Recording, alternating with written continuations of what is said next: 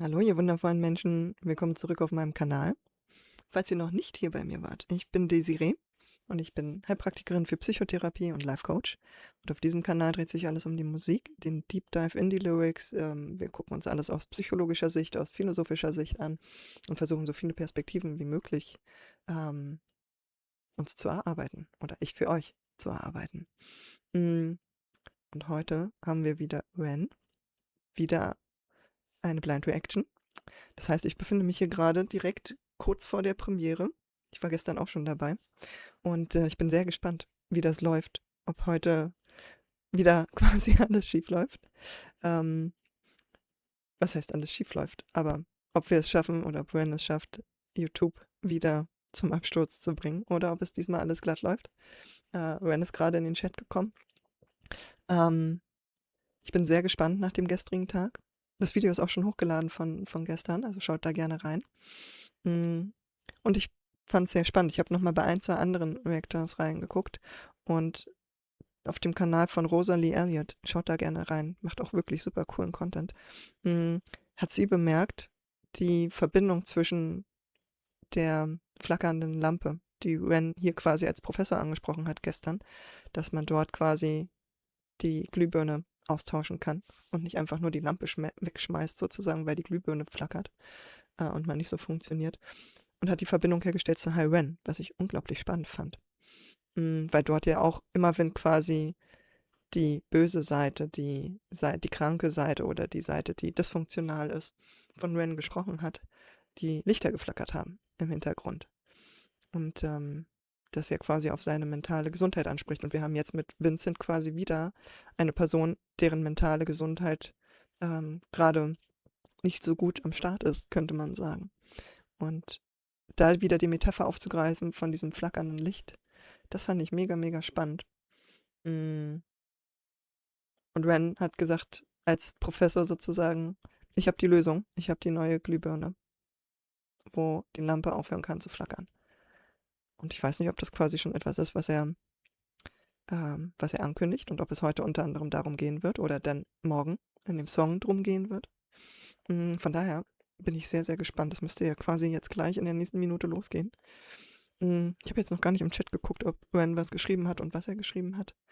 Aber es wird heute wieder grandios sein. Genauso wie gestern. Ja, ich bin schon ein bisschen aufgeregt. Ich hoffe, ihr auch.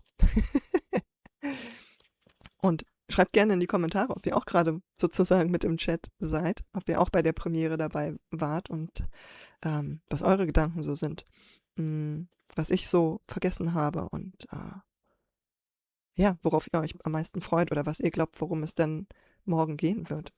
Da bin ich auch sehr gespannt. Beziehungsweise, wenn ihr morgen das Video seht, dann worum es heute gehen wird, in der nächsten Story sozusagen. Oh, jetzt müsste es hoffentlich losgehen. Warten auf Ren. Das hatten wir gestern auch schon.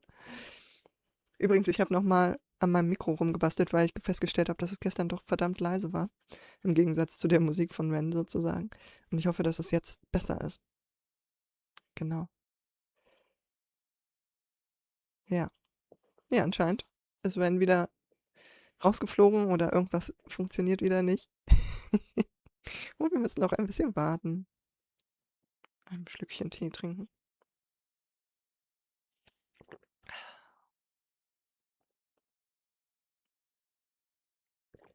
Ich habe übrigens mal gehört, dass die Deutschen besonders gut darin sind, nachdem sie etwas getrunken haben, was lecker ist, dieses Ah zu machen. Wie ist es bei euch? Macht ihr das auch? Ist das nur bei bestimmten Getränken? Ist es nur bei uns Deutschen? Oder ist das in allen Herrenländern so? So, wie sieht's aus?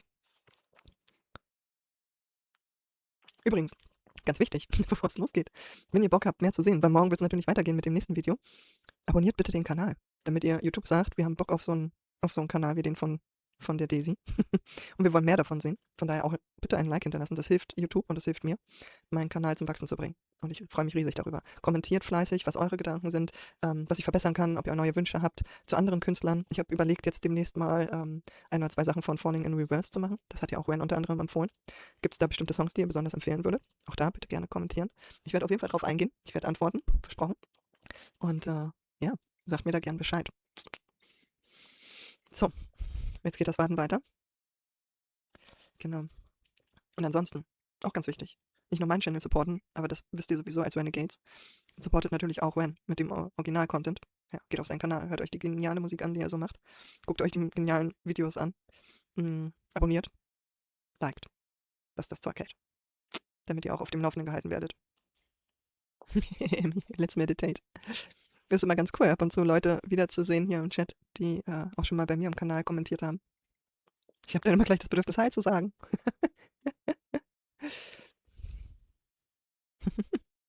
Ach Gott, ich liebe die Renegades. Die sind irgendwie einfach so liebevoll in ihrer Art und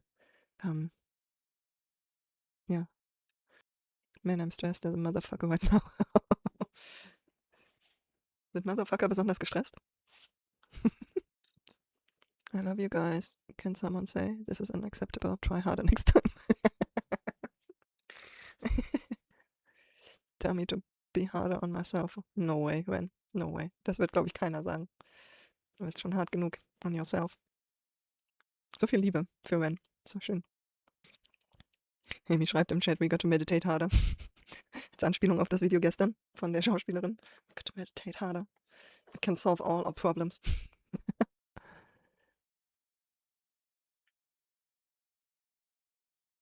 Okay. Geht's jetzt los?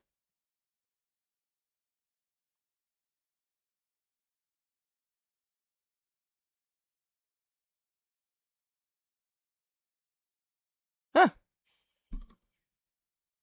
He thinks that we're a species with amnesia, so he's looking for ancient civilizations. And some of the shit that you find, like there's a place called Göbekli Tepe as well. Oh, Göbekli Tepe. Do you know that? Yeah. So it's in Turkey. there's like things of that, and some of the datings that go way back than what current archaeology says. Yeah. You know, and it goes back such. Like even like the details on the actual like.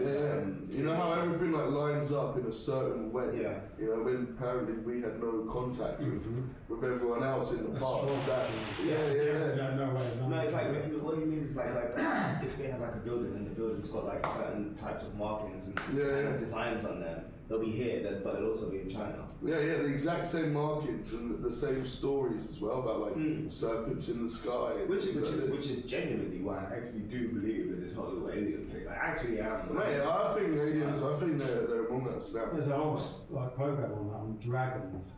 Dragons. Yeah. Do you know my theory on dragons? Go on. I want to know your theory. Dragons are just dinosaurs, and I don't think they spat fire. You know how seagulls, right, their stomachs are so acidic they can eat anything and it disintegrates. So what's stopping a pterodactyl, for example? You know, because you look at T-Rexes, their arms are like this. But you look at a bird, its arms are like this. Yeah. But the wings will actually decompose, the bones won't. Yeah. So I was saying a T-Rex wasn't like that with big wings that spat acid. Like Komodo dragons, man, can spit acid, you know, like. So that's the thing. And obviously, if you're depicting that back in the day, you're like, oh shit, I'm burning, there's fire, because you don't know back then, because you feel like I'm on fire. This is what I say about like if you read the Bible, basically. If you read the Bible and look at it from a sci-fi perspective, it all starts to make actual sense, and you can go, oh, okay, maybe this is somebody trying to tell history. That's an X-Files. It is. I believe the Bible is accurate in certain areas. I don't think Moses was real because, again, Egypt, there's no documentation how. Okay. Back into jail.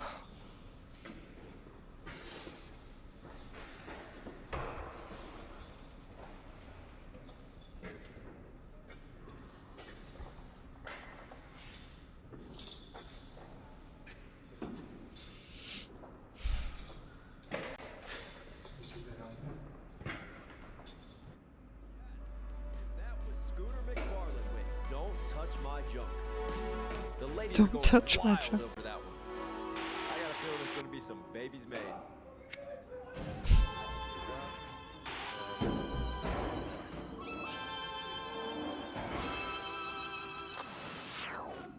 Now we've got a chart-to-chart exclusive coming in. For the second time now, I'm starting to get hot flashes. Another entry from Ren. All the CDC. This one is Crisis to Crisis. run from the shame. Have you ever gave your love away? It's still fucking shit. I'm sick of it. I'm actually done. I can't be in this house any longer with this actual bunch of idiots. How can it possibly be that when me and Johnson are on a date and it's just us, he is the sweetest, kindest, most compassionate man, ticks every fucking box, and the second that we step foot back into this house, he's around all of his mates again, beating on their chest like fucking gorillas, all of that out the window. I just can't believe, like, when Mike's getting super drunk, as he always does, and just being his stuck-up, arrogant, slimy, snaky little self, thinks he's God's fucking gift to women, thinks that just because he has a six-pack, barely, that he's something special. He's not. And I just know for a fact that every single girl at home is thinking the exact same thing as me. He's disgusting. I'm getting to the point now where I actually wish that I didn't vote off Pigman. Because he might have been a pig, but at least he was a man. Do you know what I mean? Okay. Coming up.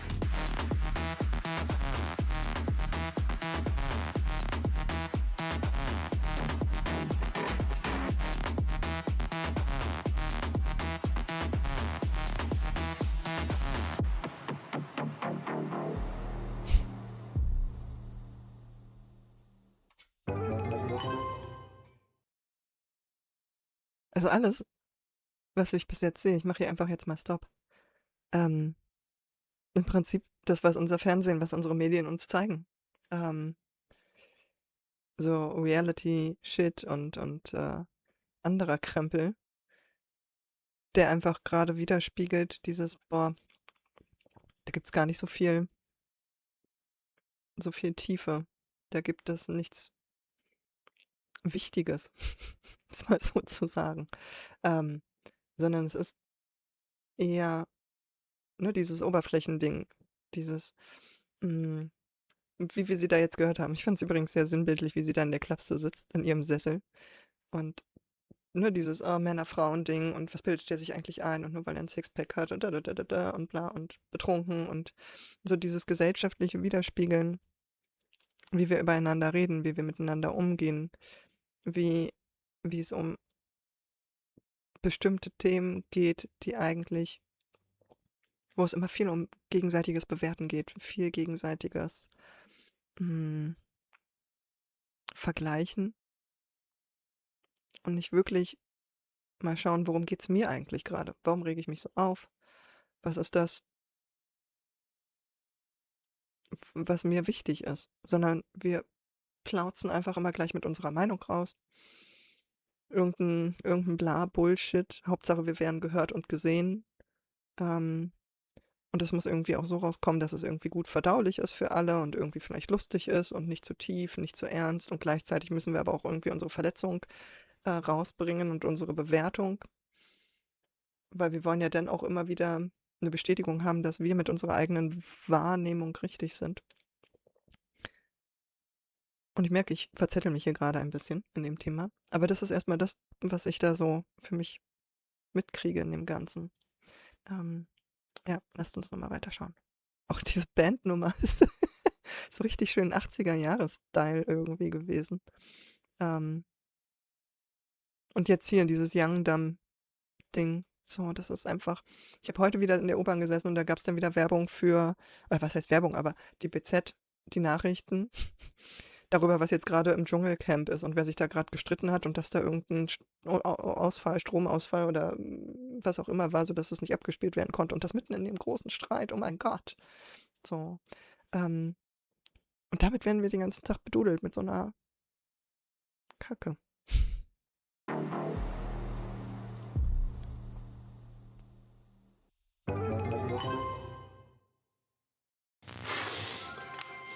Sorry, Steve. Nox! Gives me nose issues.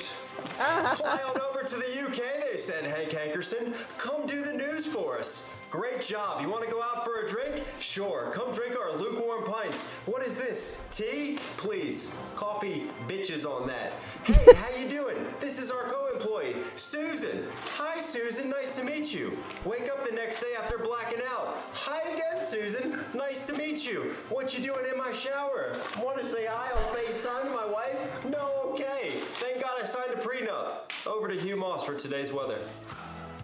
Trying to kill some time here because I honestly am seeing two of what's going on the teleprompter, and there's just a green screen behind me, so I have no idea whether the weather is weathering, but I know that there was snow flowing last night, if you catch my drift.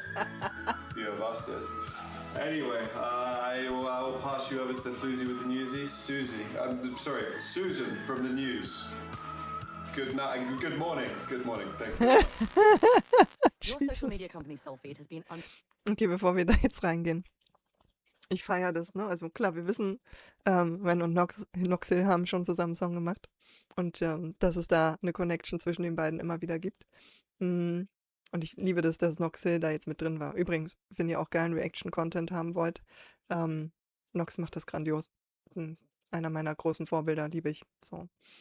Und auch hier, ne, dieses Männer- und Frauending weiterhin, ne? Diese Dynamik und ach naja, und dann ist mir eigentlich egal, hier meine Arbeit und so, aber das ist auch alles nicht mehr echt. Ich weiß auch gar nicht mehr, wo ich hier hin gucke, ob es wirklich, was das Wetter jetzt eigentlich wirklich sagt, aber ja, es hat gestern irgendwie noch geschneit, so, von daher, das irgendwie so, wisst ihr Bescheid, das ist der Wetterbericht und ansonsten habe ich irgendwas mit meiner Kollegin am Start und diese Attitude, diese Work Ethic, wo viele einfach auch dieses, was ist noch der Sinn? So, die Technik schreitet so voran. Und irgendwie sind wir gar nicht mehr so richtig involviert. Wie drücke ich das aus?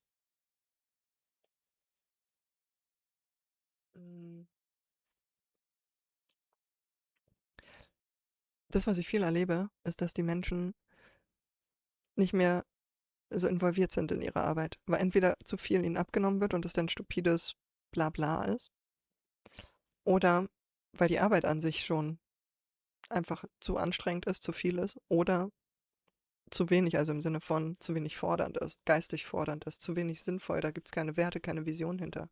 So.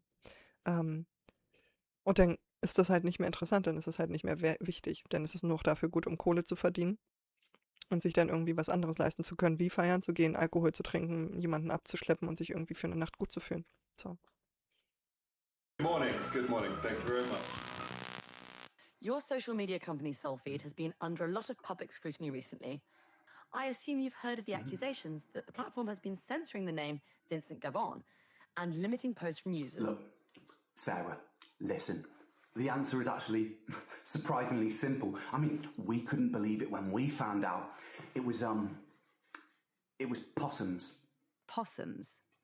Migrating ones. You see, in our server rooms, we have an incredibly complex network of tables, every one attributed to each citizen of the United Kingdom. And last night, a herd of possums snuck in, and the cable associated with Vincent Gavon chewed right through it.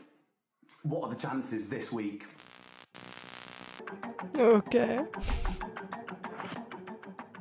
Guys, this is one of the most haunted car parks in Britain. You can feel the presence. I definitely felt different vibes coming from over here. Sollte es so stocken oder ist es gerade mein Internet? We're getting a six on the spirit meter. What does it go up to? Nee, ich glaube, das soll so. If there are any ghostly presences among us, please make yourself known. Please. Wait. I'm gonna attempt to...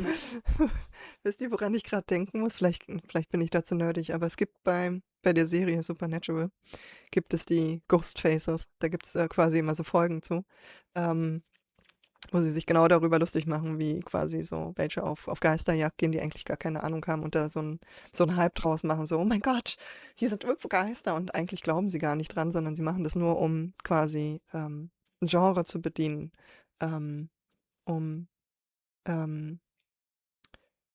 Klicks zu kriegen, um Fans abzustauben sozusagen. Und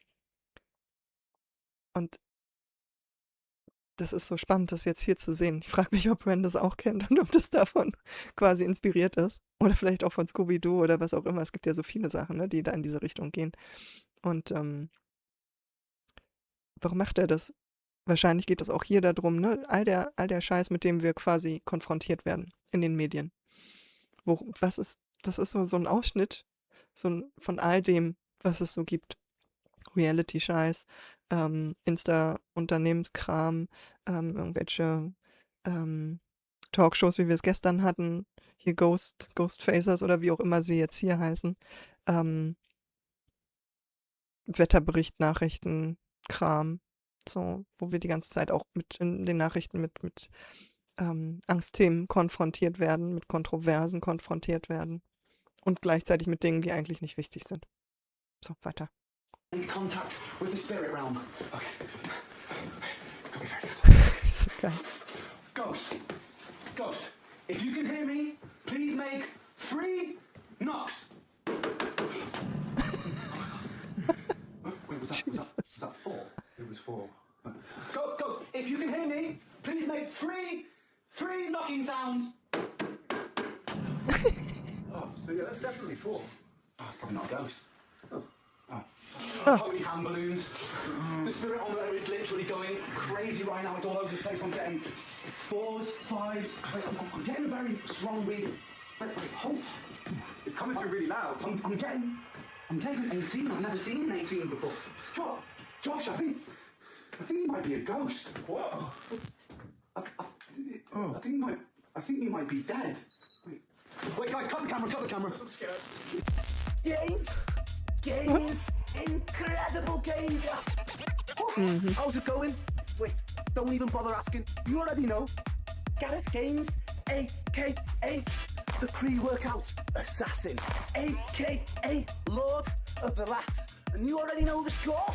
Let's get ripped to the core, baby. Let's go.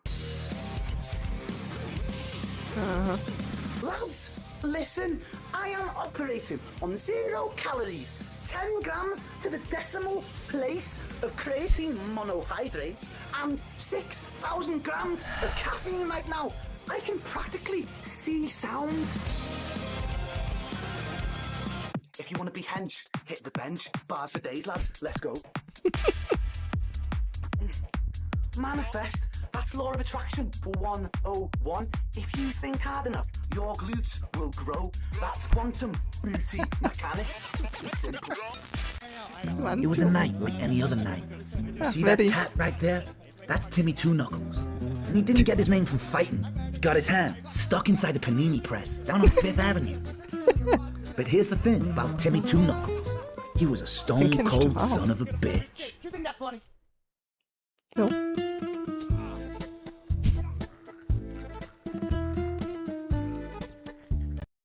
Okay, wahrscheinlich ist YouTube wieder überladen, deswegen hakelt es so.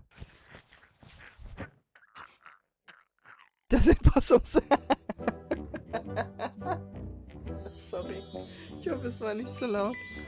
Oh, what fun.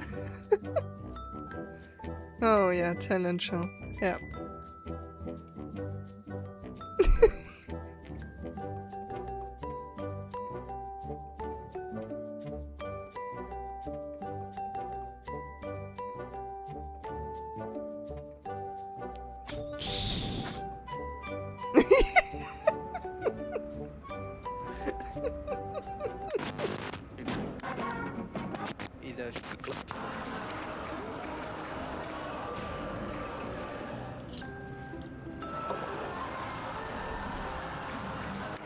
I'm told the jury and public are now being asked to take their seats in the courtroom, and the judge will soon be asking for opening statements.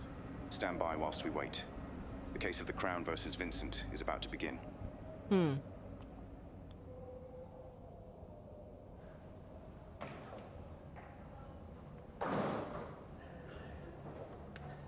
Ist das größere Ding von dem Ausschnitt aus Instagram, was wir gesehen haben, mit den 2 Anwälten sozusagen, mit dem Kläger und der Verteidigerin und dem Richter?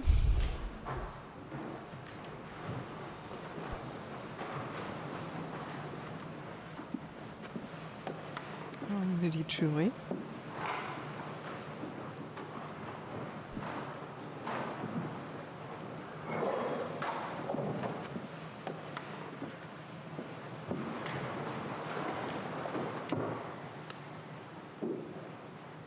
Mhm. Be seated.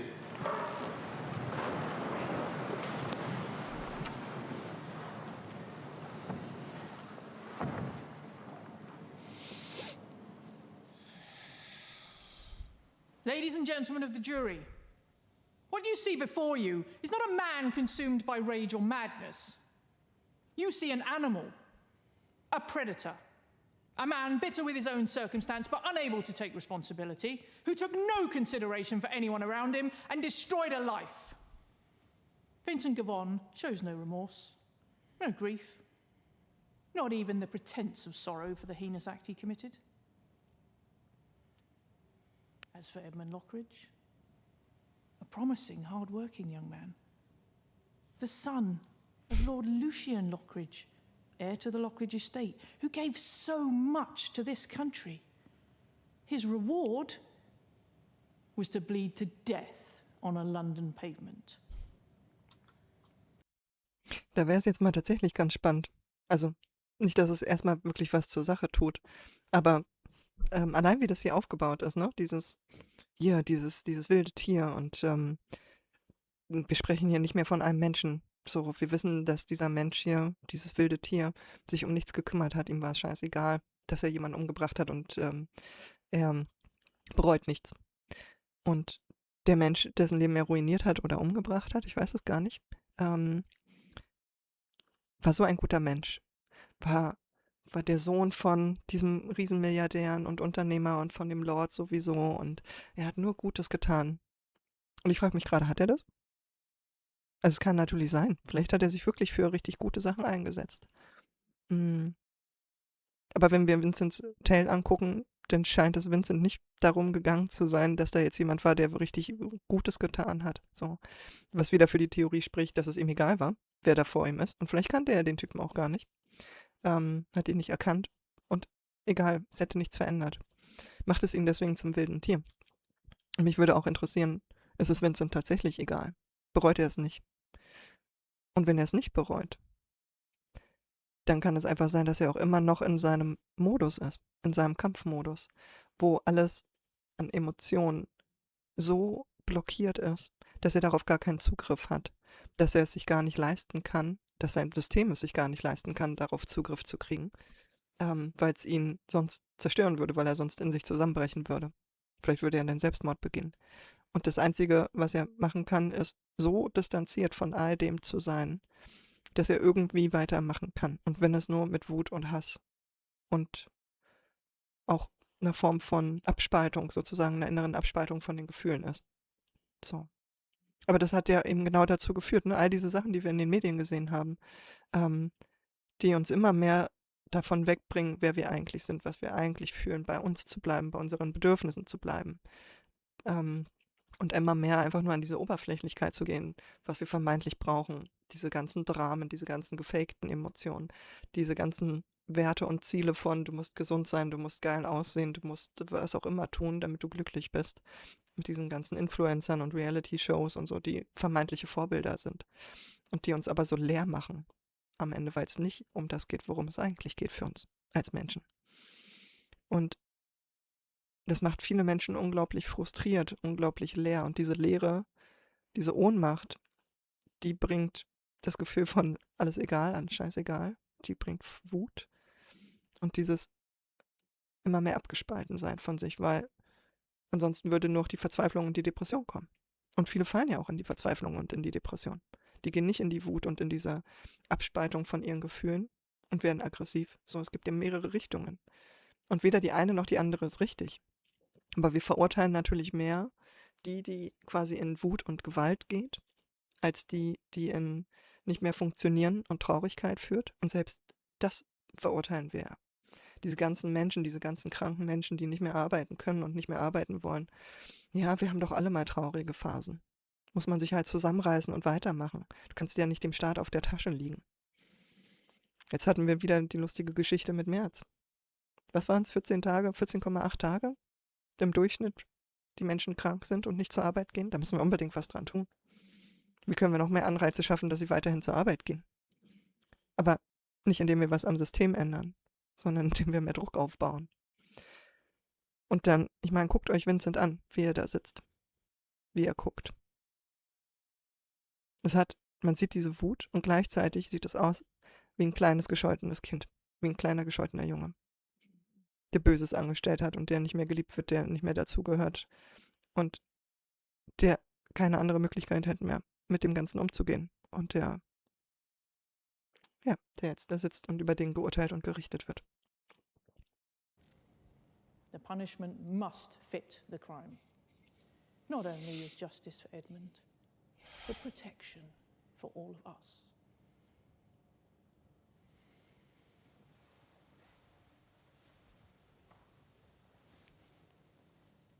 Members of the jury, my client is not a monster. He is a man who worked hard and was compensated barely enough to keep his head above water. He lived quietly, respectfully, faded into the background, like working class people are so often asked to do. Don't complain, don't cause trouble, keep going. What happened that night was not calculated. It was not targeted. It was not political. It was a combination of too much alcohol and clumsy behavior. A moment born not from hatred, but from exhaustion, the kind that builds after years of being overlooked, underpaid, and ground down by a system that says your life is your fault, whilst offering nothing to help you change it. Könnt ihr sehen, wie sich das Gesicht von Ren verändert? Wie der Schmerz in das Gesicht tritt? So, das macht was. So. Ich kenne diesen Schmerz. Ich habe lang genug versucht, im System zu funktionieren. Und es hat mich unglücklich gemacht. Es hat mich selbst in die Depression geschmissen. So. Es hat sich so leer und sinnlos für mich angefühlt und ich wollte das nie. Ich habe dafür viel Kritik geerntet. Viel Kritik. Bis heute. Und habt ihr auch gesehen, wie der Richter zwischendurch so den Kopf geschüttelt hat, als die Verteidigerin anfing zu sprechen und darüber sprach, was die tieferen Beweggründe sind, was der Ursprung ist. Dass das, was jetzt passiert ist, nur das Symptom ist. Von dem, worum es eigentlich geht. Und die Reaktion von dem Richter, so klein sie auch war, zeigt, wie da drauf geschaut wird, wie damit umgegangen wird. Nämlich, ach komm, diese Psychonummer. Das ist auch das, was wir gestern in dieser Talkshow hatten. Wo so dieses, ja, du willst mir doch nur erzählen jetzt hier auch, dass wir Sperrengefühle haben. Bla bla. Geh mir weg mit deinen Statistiken und mit deinem ganzen Gefühlskram, Psychokram. Das will doch hier keiner hören. Da hat jemand jemanden umgebracht. Wir müssen uns verteidigen, wir müssen in den Krieg ziehen, wir müssen noch mehr Grenzen ziehen, noch mehr Schutz machen. Gegen diese Menschen, die nicht im System funktionieren und die sind gefährlich. Wir müssen die wieder eingliedern. Ja. Overlooked, underpaid, and ground down by a system that says your life is your fault, whilst offering nothing to help you change it. Get to the point, Miss Hall. Yes, Your Honour. Mr. Garvon is under immense stress. Isolation, debt, drink, all of which severely impacted his judgment and mental health. Excuses. Explanations. Context matters. Order. Keep it relevant. Ja, es ist relevant. Vincent, if you could tell the court how you feel, anything, please.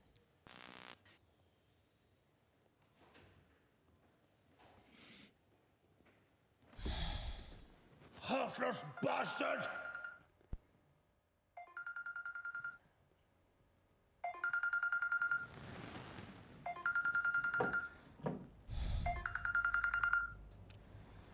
Hello, love. Yeah. No, I'll just get a Chinese. If that's alright, then sausage and mash should be fine. Alright then. I'll see you later. Bye. You were working at the Druid's Head that night. Yeah. Came in just before closing, ordered a pint, sat down, kept on drinking. Quiet, polite, nothing odd at first. What made you remember him? He came in a lot, almost every day after work. Just sitting there, not really saying much, not much of a chatter. Had a feeling he was a bit of a wrong 'un. To your knowledge, did he know the victim? Not from what I could tell. He didn't talk to anyone. But he looked like a man who had his mind made up. Objection, speculation. Sustained. I seen him nick that poor guy's guitar, the homeless guy. He grabbed it right out of his hands. Imagine stealing from the homeless. Like, how evil do you have to be? I could sense it on him. Objection. Sensing evil is no grounds for prosecution. But I could sense it on him. I could smell it in the air. I could smell the evil. Enough. Wow. The jury will retire in due course. For now, this court is adjourned.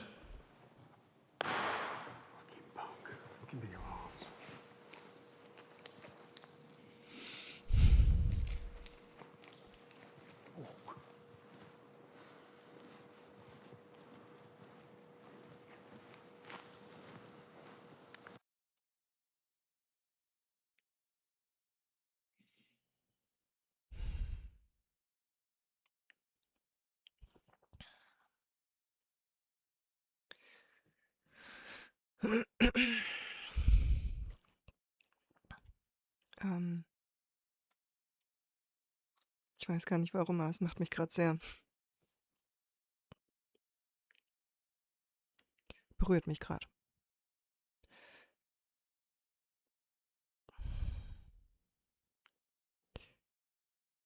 Diese Bewertungsverurteilungsstruktur, dieses Ich kann es doch spüren.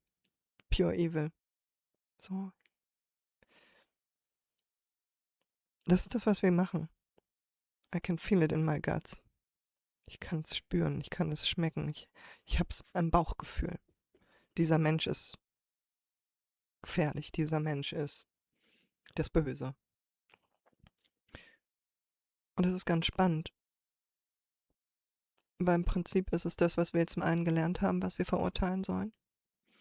Es sind die Dinge, die wir an uns selbst ablehnen, die wir an anderen verurteilen, die wir aber selber auch in uns tragen und versuchen aber unten zu halten, zu unterdrücken. Und die Menschen, die es nicht mehr können, das zu unterdrücken oder die es nicht versuchen, das zu unterdrücken, die verurteilen wir aufs Tiefste. Weil sie etwas in uns widerspiegeln, was wir nicht sehen wollen. Und Bauchgefühl in dem Sinne gibt es nicht. Man hat festgestellt, dass das Gehirn einfach oft so schnell mit Wiedererkennung, Bewertung ist. Ne? Also das, was wir wahrnehmen, dass wir das abgleichen mit alten Erfahrungen, die wir gemacht haben und was diese Erfahrungen, was wir daraus gelernt haben. Und dann wird es verglichen und dann wird es dementsprechend einsortiert. Und manchmal oder oft genug ist es so, dass wenn wir etwas über eine Person wissen, wir dann im Nachhinein ganz klar sehen, ja, das habe ich schon, das sieht man ihm doch an, dass der so böse ist. Das spüre ich, habe ich schon vorher gespürt. Aber vorher hat's, wie der Barkeeper gesagt hat, unauffälliger Charakter. Aber dieses, man muss ja böse sein, wenn man von den Obdachlosen steht. Das geht ja gar nicht anders. Das ist ja so verachtenswert. Und auch da, wenn wir da näher hingucken würden, warum macht er das überhaupt? Ich bin ja jemand, der immer gerne versucht zu verstehen, was steht dahinter. Nicht, dass das die Dinge entschuldigt, aber ich will wissen, was ist die Ursache hinter dem Symptom, hinter der Handlung. Weil es muss davor etwas gegeben haben, was das initiiert hat, dass diese Handlung so ausgeführt wurde. Und was ist das? Und meistens steckt da etwas Tieferes drin, etwas, was schmerzhaft ist. Und damit wollen wir uns so ungern auseinandersetzen, weil wir oft genug diesen Schmerz kennen und nicht haben wollen. Wir wollen, dass die Welt einfach ist. Das Gehirn will, dass die Welt einfach ist. Weil in dem Moment, wo wir genauer hingucken, müssen wir teilweise unsere eigene Komfortzone verlassen. Wir müssen unsere eigene Wahrnehmung, unser eigenes Bauchgefühl hinterfragen. Und das kostet das Gehirn Energie. Und das Gehirn ist darauf ausgelegt, Energie zu sparen. Also macht das sowieso erstmal von sich aus schon mal die Blockade. Wir müssen uns ganz bewusst dafür entscheiden, zu sagen, nee, Ich will da jetzt genau hingucken. Ich will nicht einfach 0815 Bewertung, Verurteilung machen. Ich will sehen, was dahinter steckt. Und wenn es etwas mit mir macht, wenn es mich emotional auffühlt, was ist da eigentlich mein Thema? Warum wühlt es mich so auf? Macht es mir Angst? Macht es mich wütend? Warum macht es mich wütend? Was verurteile ich da? Ja, Mord ist schlecht. Jemanden angreifen ist schlecht. Aber warum? Es macht uns Angst. Es macht uns Angst, dass es uns selber passieren könnte, dass wir angegriffen werden, dass unser Leben in Gefahr ist. Es spricht von einer Wut, von einer Aggression, der wir selbst nicht nachgehen wollen, die wir selbst nicht in uns spüren wollen, die wir aber manchmal in Ansätzen kennen. Und die mir immer mal wiederum Angst macht, dass ich irgendwann danach handeln könnte. Aber es gehört zu uns. Und es ist so einfach nur die Leute wegzusperren und zu sagen, ja, okay, das ist jetzt ein Böser. Das ist jetzt das Monster. Und jetzt haben wir das verurteilt und dann ist gut. Deswegen hat Vincent auch nichts gesagt, als die Verteidigerin ihn gebeten hat, zu sagen, wie er sich fühlt. Weil in dem Moment, wo er was gesagt hätte, hätten die doch alle nur auf ihn gespuckt. Und es hätte noch viel mehr wehgetan.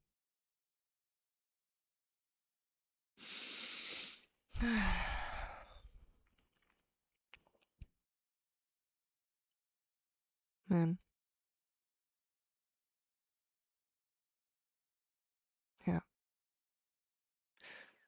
Der Anfang fing gut an, lustig, leicht, in Anführungsstrichen. Obwohl da natürlich schon die Tiefe drin war, aber der Schluss, der hat mich jetzt nochmal echt mitgenommen. Ja. Wie ging's euch? Mit all dem. Was sind eure Gedanken dazu? Gerne in die Kommentare, ihr wisst Bescheid.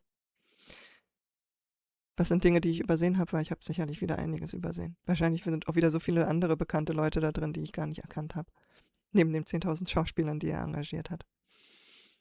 Aber, ja. Wie geht's euch damit? Schreibt es mir, ich antworte auf jeden Fall. Lasst mir gerne ein Like da, ich freue mich. Abonniert den Kanal, aktiviert die Glocke. Morgen geht's weiter. Also, bis dann.